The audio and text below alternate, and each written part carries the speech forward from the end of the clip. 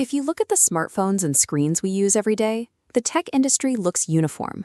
But crack them open, and the corporate engines building these devices operate on completely different physics.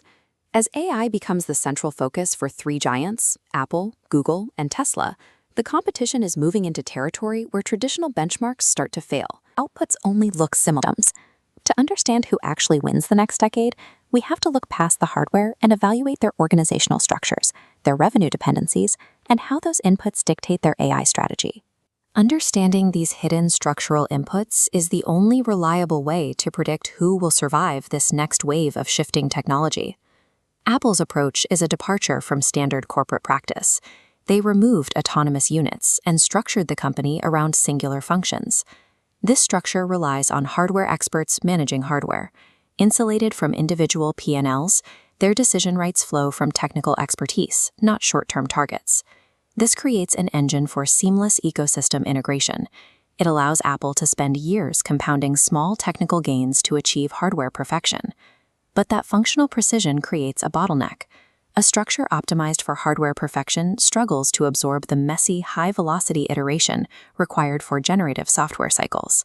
Every part of the organization is tuned to protect the user experience and the premium brand. They are not built to launch unrefined, experimental software as a beta test. Apple's structure guarantees unparalleled ecosystem loyalty and hardware margins. It also ensures they will rarely be the first to launch a software cycle. Google's engine is built on the opposite premise.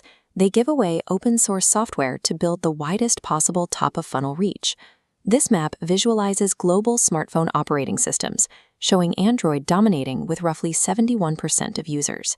This massive data intake pipeline feeds their primary revenue dependency. Alphabet's 2024 revenue breakdown reveals $230 billion generated purely by advertising and search. This data monopoly provides the specific fuel required to train advanced AI models at scale, giving them a distinct lead in tools like Gemini. However, by prioritizing software scale across third-party devices, they've lost control of the premium hardware layer. That is a critical structural vulnerability. Apple's privacy mandates directly threaten Google's tracking-based ad model. To stay relevant on those devices, Google has to pay Apple tens of billions annually just to remain the default search engine on the iPhone. Google's engine has unmatched data scale, but it carries a permanent reliance on competitors' hardware to reach its most valuable users. Tesla operates on a premise that completely ignores the incremental growth models used by traditional tech or auto companies. Tesla is built around a founder-led leadership structure. Capital is focused strictly on disruptive, long-term visions, rather than quarter-by-quarter safety. This bar chart shows Tesla's valuation dwarfing the top legacy automakers combined.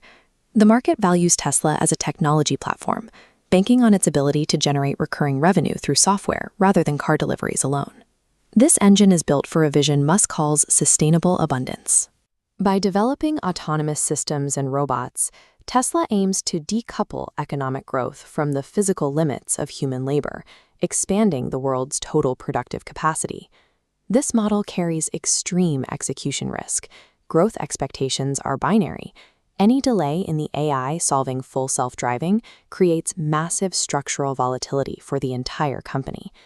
Tesla's organizational engine is built solely for exponential disruption. That makes it a poor fit for anyone seeking operational stability. These distinct engines are now colliding. We see this in the partnership where Apple integrates Google's Gemini AI into iOS devices.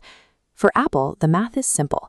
They gain top-tier AI capabilities without compromising their hardware margins or radically restructuring their engineering teams. For Google, this unprecedented partnership means they instantly get frictionless AI distribution to well over 1 billion lucrative premium users. In this transition, no single organizational structure is self-sufficient. The ultimate play is leveraging your engine's specific strength to cover a rival's structural weakness. This matrix maps the operational DNA of Apple, Google, and Tesla directly to your strategic profile.